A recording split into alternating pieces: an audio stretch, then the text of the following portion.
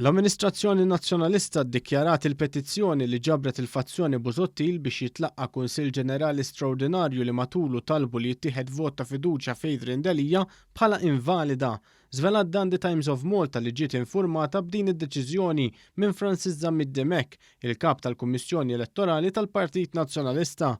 It-Times irrapportat li l-fazzjoni Busuttil jinsabu taħt xokk, hekk kif qiegħed jaslilhom li l-Amministrazzjoni Nazzjonalista mmexxija minn Adrian Delija se tqis il-petizzjoni tagħhom bħala invalida. Għalkemm l-Amministrazzjoni Nazzjonalista għadha ma nfurmatx lill petizzjonisti b'din id-deċiżjoni, qalu li jinsabu rrabjati u inkorlati għal din id-deċiżjoni. L-ex-President tal-Eżekuttiv Mark Anthony Sammut qal lit-Times li din kienet aħbar għalihom u ma ġewx marfa b'din id-deċiżjoni. Dan huwa insult għad-demokrazija li dejjem ħadem għalija l-Partit Nazzjonalista għall ex-President tal-Eżekuttiv tal-Partit Nazzjonalista Mark Anthony Sammut. Sammut iddikjara li l-petizzjoni tagħhom hija valida għax aktar minn 150 kunsillier iffirmaw il-petizzjoni skont l-istatut tal-partit. Ma' The Times Mark Anthony Sammut qal li waqt il-laqgħa tal-Eżekuttiv li saret fl-ewwel 15 xahar fl-ebda ħin l-Amministrazzjoni Nazzjonalista ma qalet li l-petizzjoni hija invalida. Il-petizzjoni tagħna hija valida u ħadd ma jista' jbiddel din il-petizzjoni, iddikjara Sammut.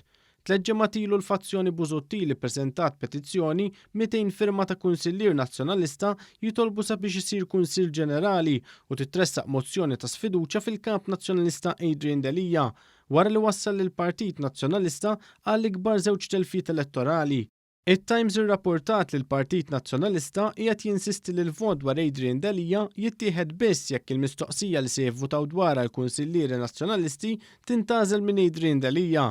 Francis Zammid-Demek qal lit-Times li l-Amministrazzjoni Nazzjonalista qiegħda tqis il-petizzjoni tal-fazzjoni Busuttil bħala invalida. Żied li l-Kunsill Ġenerali Straordinarju tal-Partit Nazzjonalista se jsir fuq talba ta' Adrian Delija. Iżda wara li tkellem ma' The Times, Francis Zammid-Demek qal li Newsbook li mhux vera li l-Amministrazzjoni Nazzjonalista qiegħda tqis il-petizzjoni tal-fazzjoni Busuttil bħala invalida u li qatt ma qal dak il-kliem li bih ġie kwotat mill-ġurnalist Keith McAuliffe ta' The Times of Malta. Din kienet it-tieni darba fi spazju ta' ġimgħa li esponenti tal-Partit Nazzjonalista ħarġu jakkużaw lil The Times li kwotathom ħażin.